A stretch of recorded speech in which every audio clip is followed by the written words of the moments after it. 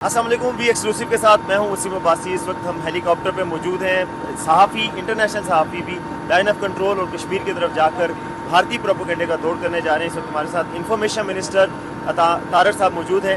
हम इनसे बात करते हैं। अस्सलाम वालेकुम जी। वालेकुम जी, बहुत शुक्रिया। अच्छा, ये इस विजिट का क्या मकसद है?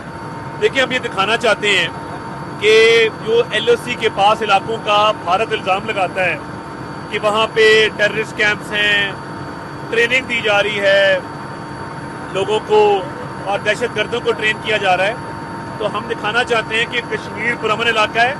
हमारे LOC की पास भी जो इलाके हैं वहाँ पे भी लोग पुरअमन हैं, कोई ऐसी एक्टिविटी नहीं है, रूटीन की मामूलात ज़िंदगी चल रहे हैं और पाकिस्तान में रूटीन की ज़िंदगी चल रही है। हम डिफेंड करने को तैयार हैं मुकम्मल तौर पे, मगर हमारे लोग जो हैं वो बड़े पुरजोश हैं और वो मादर वतन की खातिर आप देखेंगे कि वो इस वक्त रिलैक्स भी हैं और मुल्क के दिफा के लिए भी बड़े पुरअज़म हैं। अच्छा, ये अगले 48 घंटे, हर दफ़ा कहा जाता है 24 घंटे 48 घंटे में आपकी प्रेस कॉन्फ्रेंस भी थी। अभी आप बताइए कि सिचुएशन क्या नॉर्मलाइज होने की तरफ जा रही है, पीस हो जाएगा या अभी भी इंडिया को शरारत कर सकता है? देखिए, भारत एक मकार और बदनीयत दुश्मन है और उनकी कोशिश है कोई ना कोई मिस एडवेंचर किया जाए, जैसे पुलवामा के बाद 2019 में किया था जब हमने इनके जो 2 जहाज गिराए थे और पायलट को चाय पिला के भेजा था।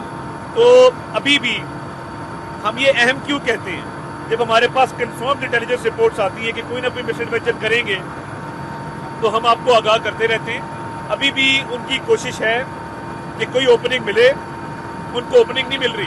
हमारी मिलिट्री कैपेबिलिटी बहुत हाइटेंड है अल्हम्दुलिल्लाह, बहुत बढ़ के है, तो अगर वो करेंगे मुंह की खाएंगे, मगर अभी भी वो ताक के अंदर है कि कब मौका मिले और वो कोई मिस एडवेंचर करें।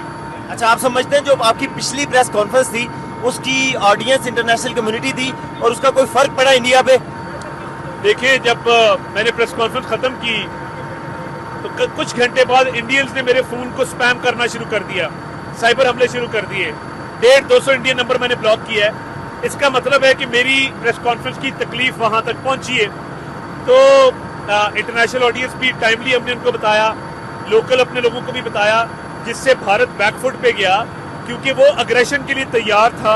और ये कम्युनिकेशन बड़ी टाइमली होनी चाहिए।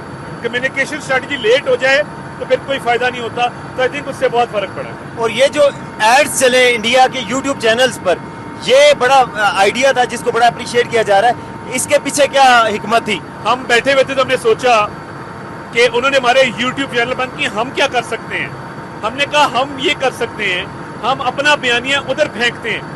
तो हमने जियो टैगिंग और टेक्नोलॉजी के जरिए पाक फौज का जो अफवाज पाकिस्तान का हमने एक ऐड बनाया था, गाना तराना बनाया था, वो हमने इंडियन यूट्यूब के ऊपर फेंक दिया और उनके शहरी परेशान हो गए कि ये क्या हो रहा है। अच्छा, ये सियासतदानों को कल आपने ब्रीफिंग दी है, उसका मकासद क्या थे? क्या आप समझते हैं वो पूरे हो गए हैं? जो कौमी यकजहती की एक कोशिश की जा रही थी, ज़ाहिर है उसमें PTI नहीं आई मगर बाकी लोग आए, तो क्या उसके मकासद क्या थे और क्या वो पूरे हो गए?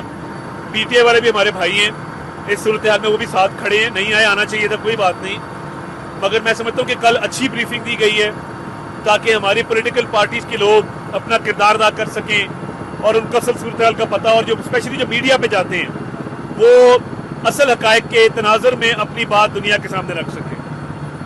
बहुत शुक्रिया जी। इसके बाद हम जाएंगे LOC के करीब के इलाकों में और बताएंगे कि असल सूरत हाल ग्राउंड पे क्या है। हमारे साथ रहिए।